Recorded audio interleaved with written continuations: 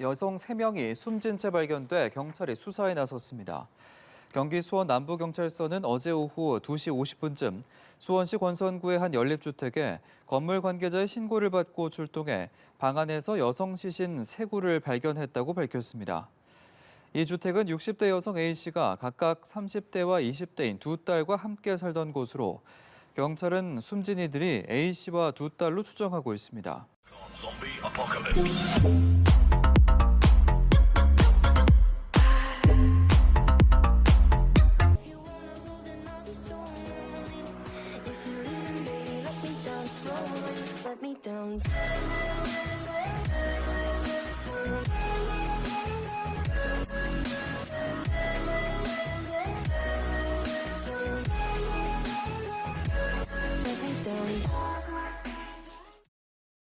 안녕하세요. 아카로시아TV 나레이터 연아입니다.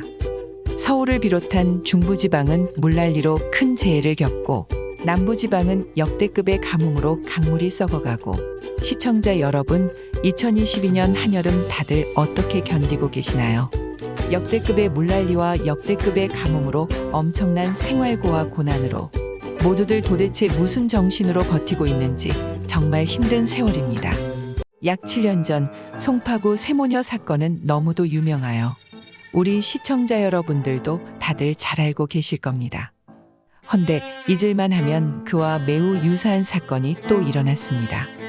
오늘 8월 22일 이미 숨진 지 수개월이 지난 세모녀 자살 사건이 또 발생하고 말았습니다. 도대체 이런 비극적인 일이 왜 자꾸 일어나는 걸까요?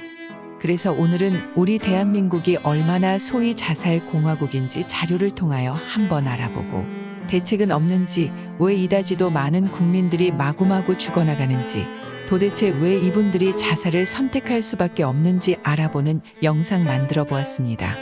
시청자 여러분, 대한민국에서 1년에 대략 몇 명의 사람들이 극단적 선택을 하시는지 아시나요? 2021년 통계에 따르면 약 12,975명의 국민이 자살을 했고, 이는 비율로 따지면 인구 10만 명당 약 25명의 비율로 자신의 삶을 정리했다는 결론입니다. 대한민국 기레기 언론들이 워낙 많이 떠들어서 여러분들도 잘 아시겠지만 대한민국은 OECD 국가 중 자살 사망률이 1위입니다.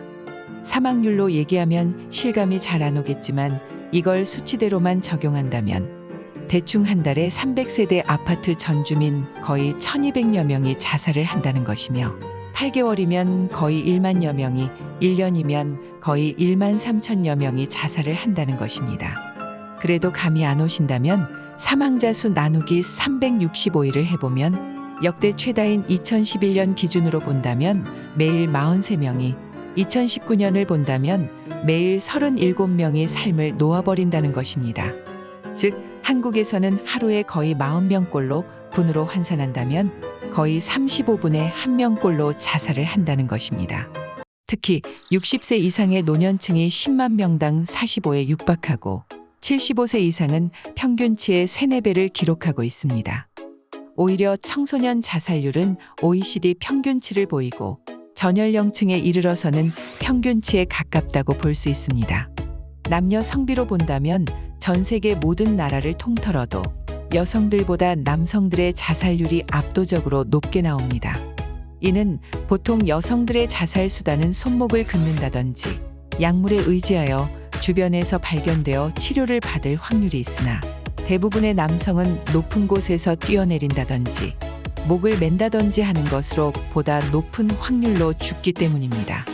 또한 극단적 선택의 주요 원인으로는 경제적 이유가 거의 40%를 차지하고 신체적 이유는 약 20%, 주변 환경 때문에는 약 20% 등 거의 절대 다수가 경제적 어려움으로 선택하지 말아야 할 짓을 하고 맙니다. 또한 과거의 자살 사건을 들여다보면 혼자 죽거나 아무도 없는 곳에서 결행을 하거나 했는데 점점 세월이 갈수록 가족 동반이나 애꿎은 자녀를 동행하거나 부모나 형제와 동반 자살을 선택하는 이들이 점점 늘어나고 있는 추세입니다.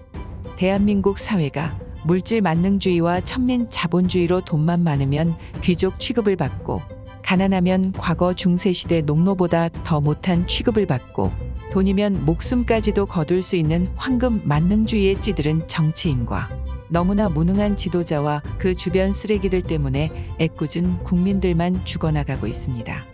제 영상을 보고 계시는 시청자 여러분들 중에서도 당장의 큰 빚이나 감당할 수 없는 부채, 큰 투자 실패와 주식 투자 실패 등으로 많은 고민을 하고 당장 내일의 안녕을 고민하는 분들도 계실 것이라고 생각합니다. 대책이라고 하기에는 매우 미흡하지만 세상을 어느 정도 살아온 제 개인 생각을 여러분에게 말해보고자 합니다. 죽지 마십시오. 세상을 어느 정도 살아보니까 본인의 신용을 지키기가 정말 어렵다고 느꼈습니다. 여기서의 신용이란 비단 금융이나 돈뿐만 아니라 친구나 부모, 가까운 지인들과의 약속, 사회적 약속, 업무적 약속, 회사나 국가에 대한 약속 모두를 지칭하는 것입니다. 인생을 한 번밖에 살아보지 않아서 본인의 신용을 지키기 위해 얼마만큼의 노력을 해야 한다고 누구도 가르쳐 주지 않았습니다. 특히나 대한민국에서는 자본의 노예가 된 은행이나 관공서, 보험회사 등이 신용에 대한 교육을 아무도 해주지 않았습니다. 그래서 그들의 달콤한 거짓말에 속아 본인도 신용은 너덜너덜해지고 거의 인간 밑바닥까지 떨어져 보기도 했습니다. 그러나 그렇다고 해서 절대로 돈 때문에 그깟 종이 쪼가리 때문에 본인의 삶을 놓아버릴 생각은 절대로 하지 마십시오. 세상을 좀 살아보니 너무 정직하거나 무조건 착하게만 사는 것이 아니라는 걸 깨달았습니다. 특히나 경제 문제라든지 돈 문제에서만큼은 우리 모두 약간 뻔뻔해질 필요가 있습니다. 물론 충분히 능력이 되고 해결할 수 있다면 무조건 해결하는 것이 답이겠죠. 허나 도저히 내 능력으로서는 못한다. 지금 당장 굶어 죽을 것 같다. 정말로 아무것도 없어서 당장은 해결할 수 없다. 그러면 기다려 달라고 하십시오. 돈 때문에 그까지 경제 문제 때문에 나쁜 맘을 먹고 극단적 선택이나 동반 자살 같은 어리석은 행동은 절대 하지 마십시오. 인생사 세옹지마라는 얘기가 있습니다. 변방에 사는 늙은이라는 고사성어로 흰말을 사서 주위 사람들이 부러워하고 좋아했지만 정작 늙은이는 그게 화가 될지 모른다 했고 결국 아들이 타다가 낙마를 하여 다리를 저는 절뚝발이가 되자 또 주변의 사람들이 안타까워하며 걱정해주지만 또 늙은이는 이게 또 복이 될지 모른다 했고 주변인들이 모두 미쳤다고 했지만 나라에 전쟁이 터져 마을의 모든 젊은이들이 전쟁터에 끌려나갔지만 다리를 저는 늙은이의 아들은 결국 살아남았다는 고사 성어입니다. 네, 그렇습니다. 우리네 인생이 이와 똑같습니다. 지금 당장은 죽을 것만 같고 이 문제를 해결 못하면 너무도 암담한 것 같지만 세월이 지나면 그 또한 아무것도 아닌 문제가 될 수 있습니다. 내일은 또 내일의 태양이 뜹니다. 나만 불행한 것 같고 나만 못 사는 것 같고 나만 죽을 듯이 힘든 듯 하지만 불행이 지나가면 행운이 또 찾아오고 행운이 오면 늘 대비를 하여 또 불행이 왔을 때 슬기롭게 넘길 수 있을 것입니다. 상황해지지 않았으면 정말 좋겠습니다. 주변 환경해지지 않았으면 정말 좋겠습니다. 돈 때문에 그깟 종이 쪼가리에 낙담을 하고 어리석은 생각을 절대로 하지 않으시기 바랍니다. 시청자 여러분, 지금 우리나라는 정말로 어려운 시절입니다. 언론과 기레기들이 애써 눈 돌리고 애써 모르는 척해도 시시각각으로 지금 대한민국은 좆되고 있습니다. 그래도 절대로 지지 마십시오. 상황이 아무리 어렵고 주변이 아무리 나쁘고 삶이 우리의 목을 꼭꼭 억죄어와도 우리는 꿋꿋하게 버티고 또 버텨냅시다.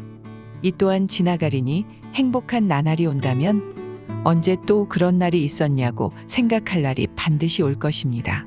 2022년을 살고 있는 우리 대한민국 국민 여러분, 모두 힘을 내시고 아름다운 미래를 위해 힘찬 걸음을 같이 내딛어 봅시다. 이상 지금까지 아카루시아TV 나레이터 연아였습니다. 끝까지 시청해 주셔서 감사합니다. 안녕히 계십시오. 또한 계속해서 구독자가 꾸준히 늘어나고 있습니다. 이 영상을 통해 다시 한번 감사 인사드리며 절대로 초심을 잃지 않는 유튜버 채널이 될 것을 약속드립니다. 고맙습니다. 세상은 강한 자가 살아남는 게 아니라 살아남는 자가 강한 기야. I tried so hard